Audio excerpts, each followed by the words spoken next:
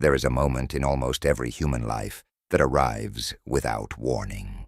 It does not announce itself with thunder. It does not come with dramatic music or a final goodbye worthy of a storybook.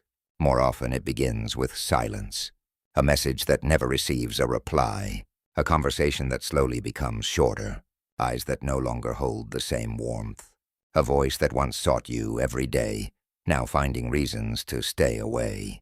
It is in these quiet moments that the heart begins to understand something the mind desperately refuses to accept. Someone is leaving, not always physically, sometimes emotionally, sometimes spiritually, sometimes little by little, one ordinary day at a time. If you have ever experienced this, then you already know that the deepest pain rarely arrives all at once. It arrives in fragments. You notice a small change, and you tell yourself not to overthink it. Then another change follows, then another. You begin searching for explanations because the human mind has always feared uncertainty more than painful certainty. You convince yourself that perhaps they are simply tired. Perhaps life has become difficult for them. Perhaps tomorrow everything will return to normal. But tomorrow arrives, and nothing changes. So you try harder. You become kinder, more attentive, more available. You begin giving pieces of yourself that no one asked you to give. Not because you are weak, because you are afraid that if you stop trying, the distance will become permanent. This fear has followed humanity since long before anyone spoke of Stoicism. It has existed in every civilization, every culture, every generation. Different languages have given it different names, but the experience has always been the same. We fear losing what has become meaningful to us. We fear waking up one morning and discovering that someone who once occupied a central place in our lives has quietly become a stranger. And because we fear that possibility, we begin to fight against reality itself. We believe that if we explain ourselves one more time, they may understand. If we apologize once more, perhaps they will stay.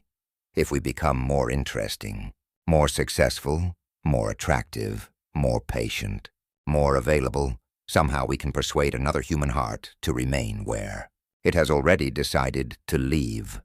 This is one of the greatest illusions the Stoics sought to free us from, not because they believed love was unimportant. Quite the opposite. They believed love was too beautiful to be corrupted by possession. Before we continue, I would like to ask you something. As you listen to these reflections, do not simply think about another person. Think about yourself. Think about your own experiences. And if, at any point during this journey, you feel that these ideas speak directly to your life, consider subscribing to this channel. Here, we are building a community of people who seek wisdom instead of noise, clarity instead of confusion, and inner strength instead of temporary comfort. If someone comes to your mind while listening, share this reflection with them. Sometimes the greatest gift we can offer another person is not advice, but perspective. Now let us continue. The ancient Stoics understood something that many people spend an entire lifetime discovering. The greatest suffering does not begin when someone leaves. It begins when we believe our peace depends on preventing them from leaving. This distinction changes everything. Think carefully about the difference. Losing someone is painful. Trying to control what you cannot. Control is exhausting. The pain belongs to life. The exhaustion belongs to resistance. Imagine standing on the shore of the ocean while the tide slowly begins to retreat. You walk toward the water because you want it to remain exactly where it is. As each wave pulls back, you take another step, then another, then another. Before long, you are running after the sea itself, no matter how determined you are, no matter how sincere your intentions. No, Matter how deeply you love the ocean, it continues moving according to its own nature. Would anyone call you foolish for loving the sea? Of course not. But they might gently ask why you believe the sea should stop moving simply because you wish it to. This is how many relationships unfold. The problem is not that we loved. The problem is that we expected love to suspend the laws of human nature. We expected people never to change, never to struggle, never to outgrow us, never to choose another path, never to leave. But life has never made such promises. Marcus Aurelius spent much of his life surrounded by uncertainty. Although history remembers him as a Roman emperor, he never wrote as a man intoxicated by power. When you read his private reflections, you do not encounter someone obsessed with controlling the world. You encounter a man constantly reminding himself that the world was never his to control in the first place. He wrote those reflections not for an audience, but for himself. He understood that the greatest battle would always be internal. How easily we forget this. We spend years trying to master careers, relationships, finances, influence, and reputation, yet very few people dedicate equal effort to mastering their own minds. The Stoics believed this was backwards, because if your own mind remains undisciplined, then success itself becomes fragile. You may gain admiration and still fear rejection. You may find love and still fear abandonment. You may achieve wealth and still fear losing everything. External success cannot compensate for internal instability. This is why Stoicism begins from within, not because the outside world is unimportant, but because your experience of the outside world will always be filtered through your own thoughts. Now imagine a student approaching an old Stoic teacher. The student says, "Master, the woman I love no longer wishes to remain with me.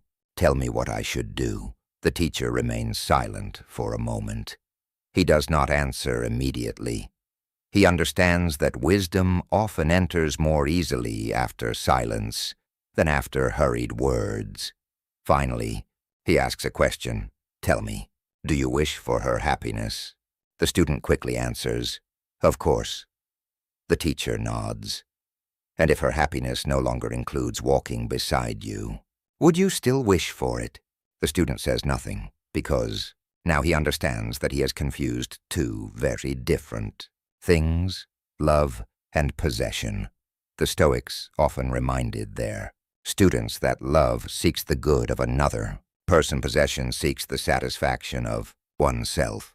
At first, the difference seems almost invisible, but eventually life forces us to see it. When someone chooses a different path, possession says, "Stay because I need you." Love quietly whispers, "If leaving is what your soul truly requires, "I will not destroy myself, trying to imprison your freedom." This is not weakness. This is one of the highest forms of courage, because nothing challenges the human ego more than accepting that another person's choices exist beyond our authority. Epictetus repeatedly taught that some things belong to us, while others never will. Most people hear this teaching and immediately think about money, careers, or politics. But perhaps nowhere is it more important than in relationships. Another person's affection never belonged to you. Another person's loyalty could never be owned. Another person's future has always remained theirs. The only thing that truly belonged to you was the kind of person you chose to become while loving them. This is why two people can experience the same heartbreak and emerge completely different. One becomes bitter. The other becomes wiser. One loses trust in humanity. The other develops deeper compassion. One allows rejection to define their identity. The other allows adversity to refine their character. The event is identical. The interpretation creates two different lives. And here we arrive at one of the most liberating ideas in all of Stoicism. You cannot always choose what happens to you, but you can always participate in deciding what it means. That choice remains yours, even when everything else appears to have been taken away. And perhaps that is where true freedom quietly begins. If there is one mistake that nearly every human being makes after losing someone they deeply care about, it is believing that the solution lies somewhere outside themselves. They begin searching for the perfect conversation, the perfect explanation, the perfect message, the perfect gesture that might somehow reverse what has already begun to unfold. It is a completely understandable impulse. The human heart has always wanted to repair what it fears losing. There is nothing shameful about that. The Stoics would never condemn you for loving deeply. They would never ask you to become indifferent to human connection. They would never suggest that the ideal person is someone who feels nothing. That is perhaps one of the greatest misunderstandings about Stoicism. People often imagine the Stoic as someone cold, detached, incapable of affection, someone who walks through life untouched by joy or sorrow. Nothing could be further from the truth.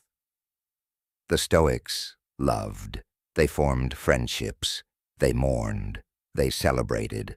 They experienced disappointment. They experienced grief. They experienced longing. The difference was never in what they felt. The difference was in what they allowed those feelings to become. Emotion was welcomed. Slavery to emotion was not. This distinction is essential because many people believe they are suffering because they loved too much. In reality, they are often suffering because they attached their identity to something they could never own. There is an important difference between saying, "This person brought great joy into my life," and saying, "My life cannot have joy unless this person remains." The first is gratitude. The second is dependence. Gratitude enriches the soul. Dependence quietly imprisons it. Think carefully about the moments in your own life when you have felt the greatest anxiety inside a relationship. Was it during the moments when love flowed naturally? Or was it during the moments when fear began asking endless questions? What if they leave? What if they stop loving me? What if someone better appears? What if I lose everything? Notice something remarkable. None of those questions describe reality. They describe imagined futures. Yet those imagined futures often create suffering just as intense as if they had already happened. This is one of the reasons Seneca wrote that we suffer more often in imagination than in reality. Take a moment to truly absorb those words. They were written nearly 2,000 years ago, long before smartphones, long before social media, long before instant communication, and yet they describe modern life with astonishing precision. Today, a person may look at a phone 20 times within a single hour, hoping for a message that never comes. Each time they unlock the screen, they ask themselves the same silent question. Has anything changed? Usually nothing has, but something else has happened. Their peace has become increasingly dependent upon information they cannot control. The phone itself is not the problem. The message is not the problem. The problem is that their emotional stability has quietly been handed over to circumstances outside their authority. This is how inner freedom disappears, not all at once, but little by little. One expectation at a time, one fear at a time, one imagined conversation at a time. The Stoics noticed that the human mind possesses an extraordinary ability. It can create prisons without walls. A man may sit alone in a peaceful room while his thoughts carry him through arguments that never happened. He replays old conversations. He imagines future confrontations. He invents explanations. He rehearses apologies. Hours pass. Nothing outside has changed. Yet inside, an entire war has taken place. Now imagine another person sitting in that same room. They have experienced the same loss, the same disappointment, the same unanswered questions. But instead of allowing every thought to become a command, they simply observe. They notice sadness. They notice longing. They notice uncertainty. But they do not immediately believe every story their mind begins telling them. This is where Stoic discipline truly begins, not by controlling emotions, but by examining impressions before accepting them as truth. Epictetus taught that when an impression first arrives, we should not rush to declare it true. Instead, we should pause. That pause may be one of the most powerful moments available to any human being, because within that pause lives freedom. Imagine receiving a message that simply says, "We need to talk." Immediately your mind begins working. Perhaps something terrible has happened. Perhaps they are leaving. Perhaps they are disappointed. Perhaps they have found someone else. Within seconds, your imagination has already written an entire story, but none of it is reality. Reality consists of only 4 words. We need to talk. Everything else is interpretation. How much of your life has been shaped by interpretations rather than facts? It is a difficult question, yet an honest answer to it has the power to transform the way you live. The Stoics trained themselves to separate events from judgments. An event happens, a judgment follows. Most people experience both so quickly that they believe they are the same thing, but they are not. Someone leaves. That is the event. My life is over. That is the judgment. Someone rejects you. That is the event. I am unworthy of love. That is the judgment. Someone changes. That is the event. I will never be happy again. That is the judgment. The event belongs to reality. The judgment belongs to you. And if the judgment belongs to you, then it can also be examined. It can be challenged. It can be replaced with something truer. Marcus Aurelius repeatedly reminded himself that the mind has the power to color every experience. If you stain every event with fear, then life appears frightening. If you stain every disappointment with hopelessness, then life appears hopeless. But if you train your mind to look carefully before reaching conclusions, something extraordinary begins to happen. You stop reacting. You begin responding. There is an enormous difference. Reaction is immediate. Response is thoughtful. Reaction belongs to impulse. Response belongs to character. Reaction asks, how do I escape this pain? Response asks, what kind of person do I wish to become through this experience? The Stoics always chose the second question because they understood something many people never discover. Every hardship is shaping someone. The only uncertainty is who that someone will become. Will suffering make you smaller, or will it make you wiser? Will rejection make you desperate, or will it teach you self-respect? Will loss leave you empty, or will it reveal strengths you never knew existed? Life asks these questions repeatedly. Very few people answer them consciously.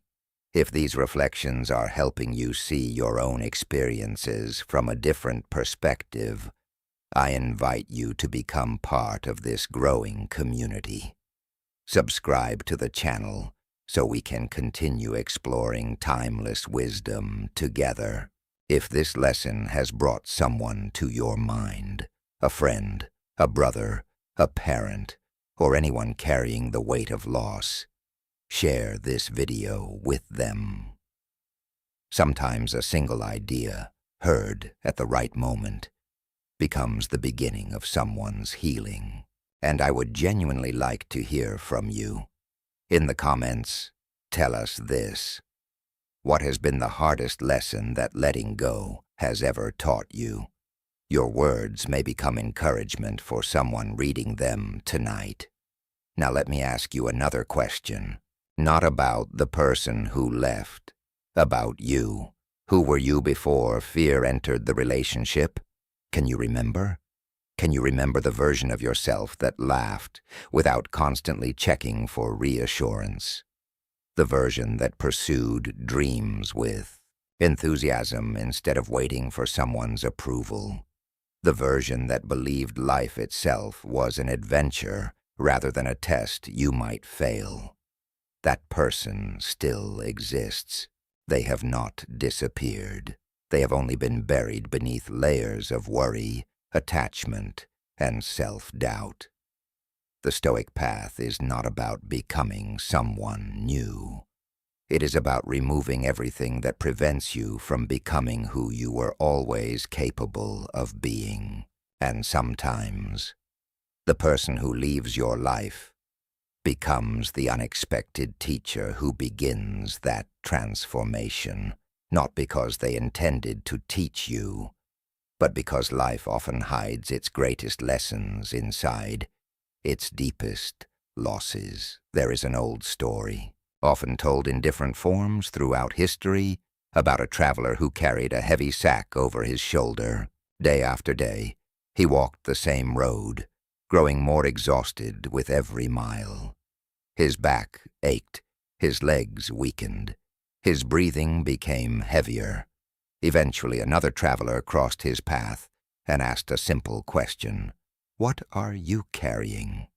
The weary traveler answered, "Everything I cannot afford to lose."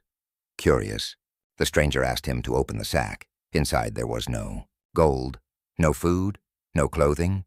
There were memories, old conversations, broken promises, unanswered questions, regrets, imagined futures, words he wished he had spoken, words he wished he had never heard. The stranger looked at him with compassion and quietly asked, "How many of these things can you still change?" The traveler searched through the sack for a long time. Finally, he lowered his head. "None of them." The stranger smiled gently. "Then why have you chosen to carry them every day?" This story has survived in many forms because it reveals something profoundly human. Most of us are not exhausted by today's burdens. We are exhausted by yesterday's. We wake up carrying conversations that ended months ago. We carry disappointments that belong to another season of our lives. We carry expectations that reality has already dissolved, and without realizing it, we begin every new day already tired. The Stoics understood that the weight of life is often increased not by events themselves, but by our refusal to put them down. Think about that for a moment. How much of your emotional energy is being consumed by something that no longer exists, except in memory? How many hours have been surrendered to replaying moments that cannot be rewritten? How often have you found yourself speaking to someone inside your imagination, while the real person is no longer even part of your daily life? The mind has an extraordinary talent. It believes that repetition creates resolution. It convinces us that if we think about something long enough, we will somehow solve it. But there are experiences that are not solved. Through endless thinking, they are healed through acceptance. This is one of the greatest differences between overthinking and reflection. Reflection moves you forward. Overthinking keeps you standing in the same place. Reflection asks, "What can I learn?" Overthinking asks, "What if I had?" Reflection produces wisdom. Overthinking produces exhaustion. This is why the Stoics encourage their students to examine their thoughts. but never to become prisoners of them. Marcus Aurelius often reminded himself that every morning represented the beginning of a new opportunity to govern his own mind. Imagine the pressure he lived under. He was responsible for an empire. Wars surrounded him. Disease spread across the Roman world. Political betrayal was never far away. Every decision carried enormous consequences, and yet, when he wrote privately to himself, he rarely complained about circumstances. Instead, he returned again and again to the same question: what kind of person will I choose to be today? Notice what he did not ask. He did not ask, will today be easy? He did not ask, will everyone understand me? He did not ask, will people remain loyal? He understood that these questions depended on forces beyond his control. Instead, he focused on the only question capable of changing his life. What will my character look like when this day comes to an end? Imagine if, instead of beginning each morning wondering whether someone would text you, call you, forgive you, or come back to you, you began each morning asking a different question. How can I become a wiser human being today? Everything changes because your attention changes. Energy follows attention. If your attention constantly follows another person's choices, your energy will follow them as well. You begin living in emotional exile, waiting for someone else to decide whether you may finally experience peace. But when your attention returns to your own character, something remarkable begins to happen. You slowly reclaim your life, not in one dramatic moment, not through a single realization, but through hundreds of quiet decisions. One morning, you choose not to reread old messages. Another day, you choose not to invent stories about what they might be doing. Week later, you notice that several hours passed without thinking about them. Months later, you realize something almost unbelievable. You smiled, not because they came back, because you no longer needed them. Too many people fear this moment. Strangely enough, they believe that healing means they did not truly love. Nothing could be further from the truth. Healing is not forgetting. Healing is remembering without bleeding. There is a quiet dignity in reaching the point where memories no longer demand your suffering as proof of your love. You can still appreciate what someone meant to you. You can still be grateful for the chapter they shared with your life. You can even miss them from time to time without surrendering your future to the past. This is one of the most mature forms of love the Stoics could imagine. A love that does not become ownership, a love that does not become obsession, a love that leaves both people free. Freedom was never the enemy of love. Fear was. Fear whispers that if someone walks away, your value walks away with them. Fear whispers that being left behind means you were not enough. Fear whispers that someone else's decision defines your worth. But reason speaks differently. Reason says that another person's decision tells you something about their path. It does not determine yours. This distinction may sound small. In reality, it changes an entire life. If you measure your worth by who stays, you will spend your life negotiating for acceptance. If you measure your worth by your character, then no departure has the power to diminish you. Epictetus once suggested that when something precious enters your life, you should quietly remember that it has been entrusted to you, not permanently given to you. Many people misunderstand this teaching. They assume it encourages emotional distance. Matinos does not. It encourages gratitude. Imagine borrowing a beautiful book from a dear friend, knowing that one day you must return. It does not prevent you from enjoying every page. In fact, it makes you appreciate it even more. Life itself works this way.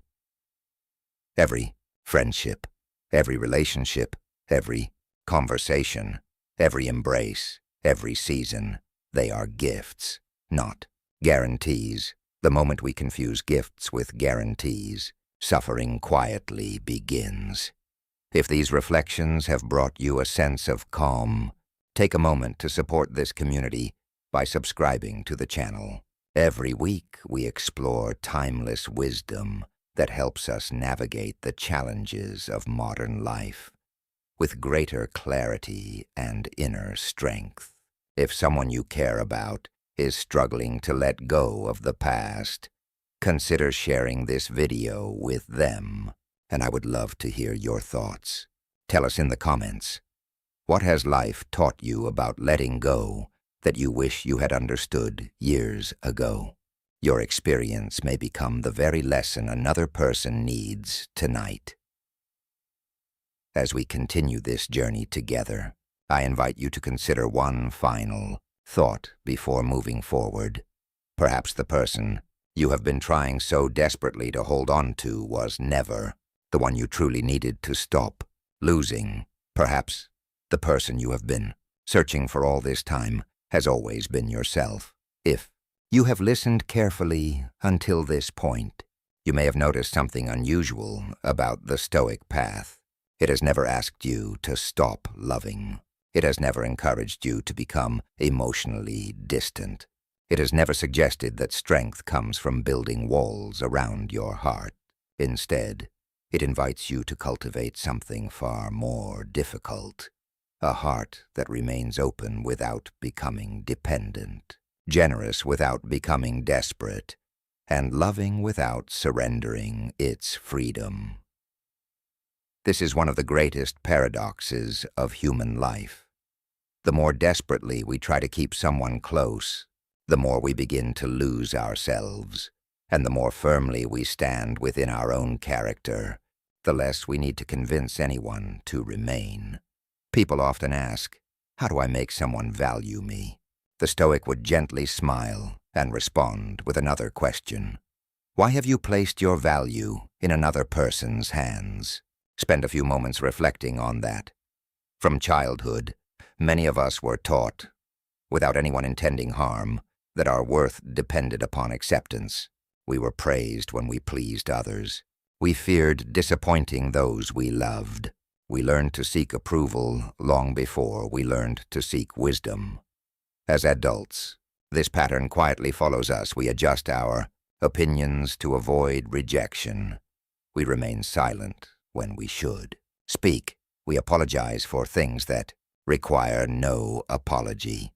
We tolerate disrespect because we fear loneliness more than we value dignity. Slowly, almost imperceptibly, we begin negotiating away pieces of ourselves, not because anyone forces us to, because we believe that acceptance must be earned. Stoics challenged this belief at its foundation. They believed that every human being possesses something infinitely more valuable than status, wealth, admiration, or even the affection of others. They believed that each person possesses character. Character cannot be borrowed. It cannot be purchased.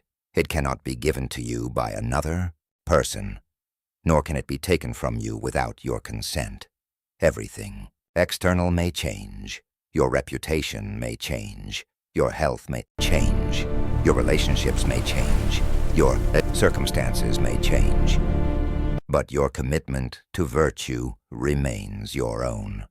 This is why Marcus Aurelius repeatedly reminded himself that the true measure of a life is not what happens to a person, but how that person responds to what happens.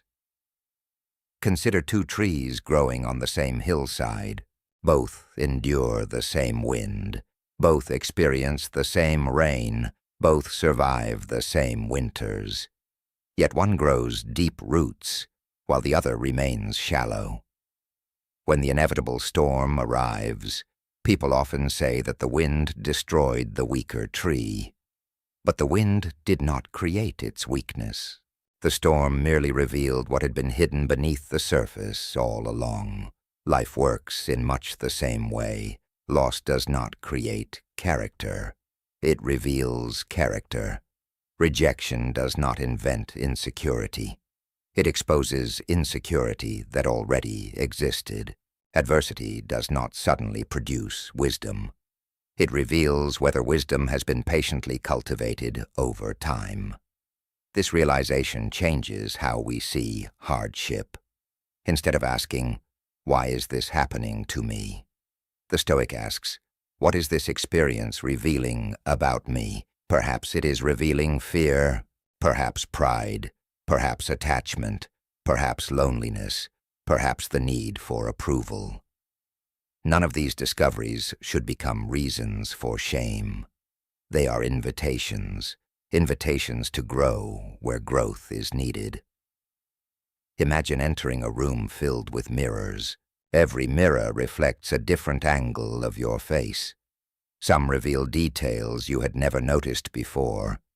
You would not become angry at the mirror for showing you the truth. You would simply understand that it is revealing what was already there. Life functions as one enormous mirror. Relationships are mirrors. Success is a mirror. Failure is a mirror. Loss is a mirror. Even the people who disappoint us become mirrors, reflecting parts of ourselves that remained invisible until that moment. Sometimes we discover patience, sometimes resilience, sometimes courage, sometimes wounds that have been quietly shaping our decisions for years. This is why the Stoics believed that every difficult encounter contained an opportunity for self-knowledge, not because suffering is inherently good, but because suffering has a way of removing illusions. When life is comfortable, it is easy to believe we have mastered ourselves. Then one unexpected goodbye arrives, and suddenly we discover how fragile our peace truly was. This is not failure. It is awareness, and awareness is always the first step toward transformation. There is another mistake people often make after someone leaves. They begin measuring their progress by how often they think about that person. I thought about them today. I dreamed about them last night. I saw something that reminded me of them. Then they conclude that they have made no progress. But that is not how healing works. Healing is not measured by memory. Healing is measured by dependency. You may remember someone for the rest of your life. The question is no longer whether they appear in your thoughts. The question is whether they still govern your peace. There is an enormous difference. A scar remembers the wound, but it no longer bleeds. A wise heart remembers love, but it no longer begs for what has already passed. This is the kind of peace the Stoics pursued. Not the absence of memory, not the absence of emotion, the absence of inner slavery. Imagine meeting someone 20 years after they left your life. You recognize them immediately. You smile with genuine kindness. You wish them well. You even feel gratitude for everything that chapter taught you. But when they walk away again, your peace walks beside you. It does not leave with them. That is freedom. Not because you stopped caring, because you finally stopped depending. If these reflections are helping you look at your own life with greater clarity, I invite you to subscribe and continue this journey with us. Every lesson on this channel is designed to help you cultivate a stronger mind, a calmer heart, and a life guided by timeless wisdom rather than passing emotions. If this conversation has encouraged you, leave a like so more people searching for peace can discover it. And I would truly enjoy reading your thoughts. In the comments, answer this simple question: what is one attachment that life has taught you to release? Your answer may inspire someone who feels trapped by the very same struggle. As our conversation continues, we are approaching perhaps the most liberating lesson of all. The goal was never to convince someone else to stay. The goal was to become the kind of person who remains whole, whether others stay or leave. Because the strongest person is not the one who never experiences loss. The strongest person is the one who refuses to lose themselves in the process. And that is where the quiet strength of the Stoics begins to reveal its true beauty. Now let us imagine that many years have passed, not a few weeks, not a few months, many years. Imagine that an older version of yourself is sitting quietly on a wooden bench at sunrise. The morning air is cool, birds are beginning their songs. The world is waking up slowly, and for the first time in a very long while, there is no urgency inside your heart. No need to check your phone. No need to wonder who is thinking about you. No need to replay conversations that can no longer be changed. Only silence. The kind of silence that once frightened you. The kind of silence you tried to escape through constant distraction. The kind of silence that eventually became your greatest teacher. Now imagine that your younger self approaches and sits beside you. The version of you who was terrified of being abandoned. The version who believed life could not continue after one particular person walked away. The version who cried in secret, who questioned their worth, who searched endlessly for answers that never came. For a long moment, neither of you says anything because some conversations are too important to begin with words. Finally, your younger self asks the question that has lived inside countless hearts throughout history. Did we ever stop hurting? The older version of you smiles, not because the question is naive, but because it is deeply human. Then comes the answer, no. Your younger self looks down, disappointed. But before despair has time to grow, the older version continues. The pain did not disappear overnight. It changed. It became quieter. Then it became lighter. Eventually, it became wisdom. There is another long silence. Then the older version says something unexpected. The greatest surprise was not that I survived losing them. The greatest surprise was discovering the person I became after I stopped trying to chase what was never mine, to keep.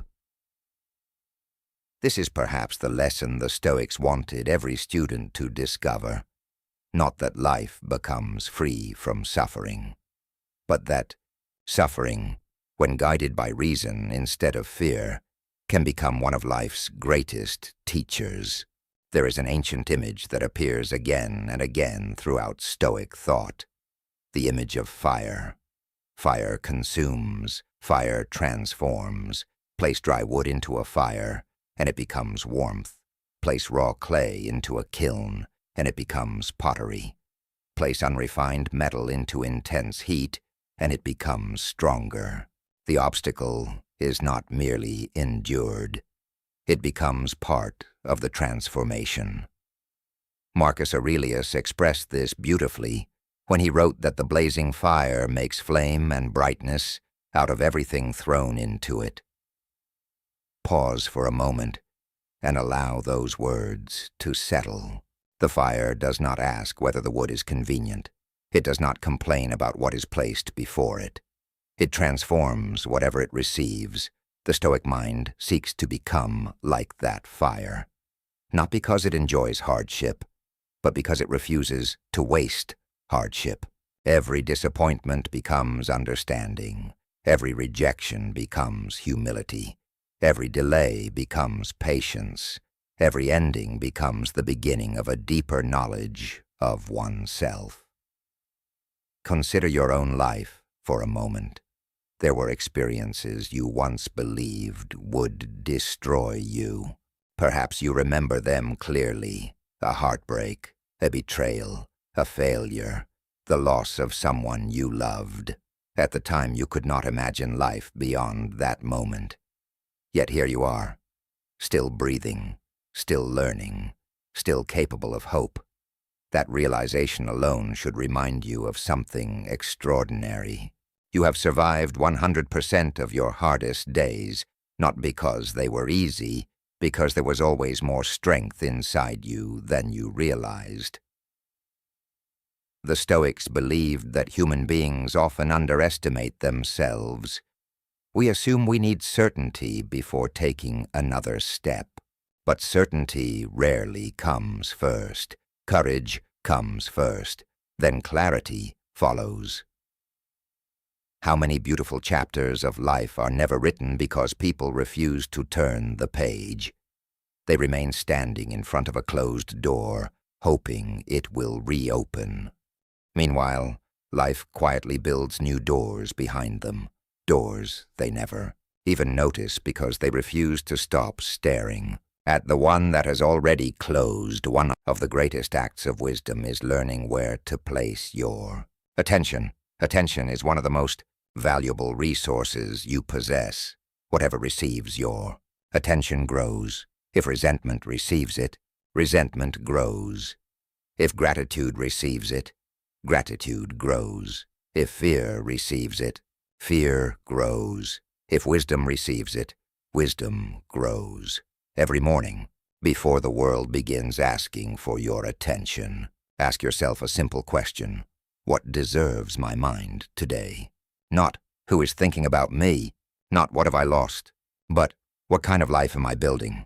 That question slowly changes everything, because life is not shaped by one extraordinary decision. It is shaped by thousands of ordinary ones.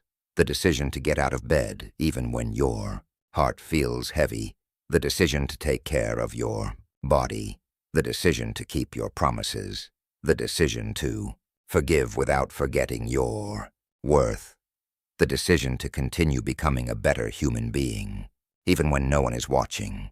This is the quiet heroism of the Stoic. Not dramatic victories, daily victories, invisible victories, victories that no audience applauds, victories that slowly build an unshakable soul. Perhaps someone listening to these words tonight feels completely convinced that their story has already been written. They believe they have missed their chance, that life passed them by, that happiness belongs to other people. If that is you, allow me to tell you something the Stoics Would almost certainly remind you the future has never asked for your perfection. It has only asked for your presence. You do not need to become fearless before moving forward. You only need to stop allowing fear to make your decisions. Every meaningful life begins the same way. One step, then another, not because the entire path becomes visible, but because the traveler finally chooses movement over paralysis. If this journey has encouraged you, take a moment to subscribe to the channel and become part of this community of people seeking wisdom, resilience, and inner peace. If these reflections have helped you see your own life differently, leave a like so that this conversation can reach others who may be silently carrying the same burdens. And I invite you to answer one final question in the comments. What part of your life are you finally ready to let go of? Sometimes, writing a single honest sentence becomes the first step toward genuine freedom. As our time together draws to a close, I would like to leave you with one final reflection. One day, perhaps many years from now, someone will ask you how you survived the hardest chapter of your life. They may expect you to tell them about extraordinary courage, about perfect discipline, about some secret philosophy. Perhaps you will simply smile and quietly answer, I stopped trying to control who would stay, and I finally began learning how to stay true to myself. That, more than anything else, is the beginning of real freedom, and perhaps it is also the beginning of a truly peaceful life. As our journey together comes to an end, I would like to invite you to do something that we rarely allow ourselves to do in the modern world. Do nothing. for just a few moments. Resist the temptation to reach for your phone. Resist the urge to fill the silence with distractions. Simply remain here with your thoughts, your breath, and these final reflections, because it is often in silence that wisdom finishes speaking. When we began this conversation, we met someone who was afraid of losing someone they loved, afraid that a goodbye would become the end of their happiness, afraid that another person's decision would determine the value of their own life. Perhaps that person was you. Perhaps it was someone you once were. Or perhaps it is someone you know and love. Wherever you find yourself today, I hope you have discovered something that the Stoics spent their lives trying to teach. Your peace was never meant to be borrowed from another human being. It was always meant to be built within you. This does not mean you should stop loving. Love with all your heart. Celebrate the people who walk beside you. Be present. Be generous. Be compassionate. Tell people that they matter. Forgive whenever wisdom allows. Laugh deeply. Create memories. Your heart. The Stoics never asked us to become distant from life. They asked us to stop becoming dependent upon what life could never promise forever. Everything changes. Seasons change. Cities change. Empires rise and fall. Children become adults. Parents grow old. Friendships evolve. Dreams transform.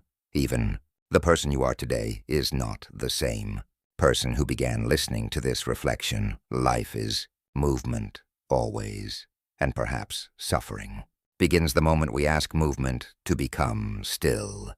There is an old saying that reminds us that no one steps into the same river twice, not because the river has changed, but because the person has changed as well. Every experience leaves its mark upon us. Every conversation, every disappointment, every act of kindness, every farewell. The question has never been whether life will change you. It always will. The question is this: will life make you more fearful or more wise?